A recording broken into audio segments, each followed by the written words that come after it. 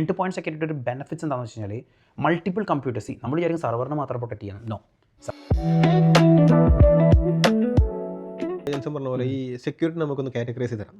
അതായത് initial level വരുന്ന security എന്ന് പറഞ്ഞു കഴിഞ്ഞാൽ ഒന്ന് സിസ്റ്റം സെക്യൂരിറ്റി ആണ്, file security. 2 application security. Okay. 3 network security. അതാണ് നമ്മൾ ഫയർവാൾ വെക്കുന്നത്. സിസ്റ്റം സെക്യൂരിറ്റിയാണ് നമ്മൾ ആൻറ്റിവൈറസ് വെക്കുന്നത്. ആപ്ലിക്കേഷൻ പിന്നെ ഒരു ആപ്ലിക്കേഷൻ സെർവറിൽ നമ്മൾ അതിനെ ചെയ്യുന്നത് നമ്മൾ ആപ്ലിക്കേഷൻ സെക്യൂരിറ്റി ആണ്. അപ്പോൾ ഈ ഒരു 3 ലെയറിൽ നമ്മൾ ഇതിനെ സെക്യൂർഡ് ആക്കിയില്ല എന്നുണ്ടെങ്കിൽ നമുക്ക് ഇതാണ് ഈ ഫസ്റ്റ് ഗേറ്റ് വേ എന്ന് പറഞ്ഞാൽ ഫയർവാളാണ്. അത് നെറ്റ്വർക്ക് സെക്യൂരിറ്റിൻ്റെ ഭാഗമായിട്ട് വരുന്നത്.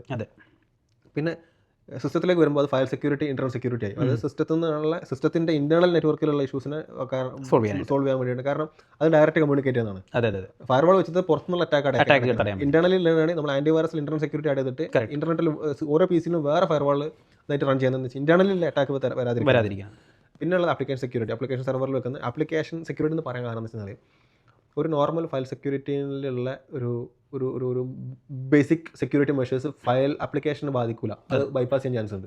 കാരണം ആപ്ലിക്കേഷൻ നമ്മളെല്ലാം എന്ത് ചെയ്യും, ഓരോ പോർട്ട് വൈസിൽ ഓപ്പൺ ആക്കി. അതാണ് നമുക്കൊരു എൻഡ് പോയിന്റ് സെക്യൂരിറ്റി ആണെങ്കിൽ രണ്ടും കവർ ചെയ്യും. എൻഡ് പോയിന്റ് സെക്യൂരിറ്റി രണ്ടും കവർ ചെയ്യും, ഫയലിനെയും കവർ ചെയ്യും, ആപ്ലിക്കേഷനും കവർ ചെയ്യും. ഇനി എൻഡ് പോയിന്റ് സെക്യൂരിറ്റി ഒരു ബെനിഫിറ്റ്സ് എന്താണെന്ന് വെച്ച് കഴിഞ്ഞാൽ മൾട്ടിപ്പിൾ കമ്പ്യൂട്ടേഴ്സ് നമ്മൾ വിചാരിക്കും സർവറിനെ മാത്രം പ്രൊട്ടക്ട് ചെയ്യണം. നോ, സർവറിനെ മാത്രമല്ല പ്രൊട്ടക്ട് ചെയ്യണം, യൂസേഴ്സിനെയും പ്രൊട്ടക്ട് ചെയ്യണം. യൂസേഴ്സിനെ പ്രൊട്ടക്ട് ചെയ്യുന്നത് എന്താണ്? ഈവൻ പുറത്തുനിന്ന് വരുന്ന വൈറസ് അറ്റാക്ക് മാത്രമല്ല, ആസ് എൻ എംപ്ലോയി ഒരു വൈറസാണ്. നമ്മുടെ കമ്പനിയിലുള്ള എംപ്ലോയി ഒരു വൈറസാണ്. അതെന്താണെന്ന് അറിയോ? അത് ജെൻസൺ പറഞ്ഞൊരു പോയിന്റ് വെച്ചാൽ എംപ്ലോയി വൈസ് എന്ന് പറയുമ്പോൾ ചിലപ്പോൾ ആളുകൾ മനസ്സിലായില്ല. അതൊരു ബിഹേവിയർ വൈസ് ഉള്ള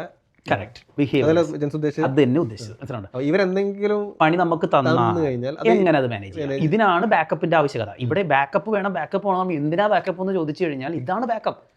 നമ്മൾ കോമൺ ആയിട്ടുള്ള മാർക്കറ്റിലുള്ള ഫിഷിങ്ങോ റാൻസം വെയറിനേക്കാളും ഡേഞ്ചർ സാധനം നമ്മളുടെ കമ്പനിയുടെ അകത്തുണ്ട്. അതെ, ഈ ബിഹേവിയർ ബാക്കപ്പ് ഒന്നുകൂടെ എക്സ്പ്ലെയിൻ ചെയ്യട്ടെ. EDR പറഞ്ഞല്ലോ, എൻഡ് പോയിന്റ് സെക്യൂരിറ്റി. ഇപ്പോൾ നോർമലുള്ള ആൻറ്റിവൈറസ് അല്ലെങ്കിൽ ഇൻ്റർനെറ്റ് സെക്യൂരിറ്റി ബ്ലോക്ക് ചെയ്യുന്നത് വെച്ചാൽ നിലവിൽ അതിലുള്ള ഡാറ്റകൾ വെച്ചിട്ടാണ്.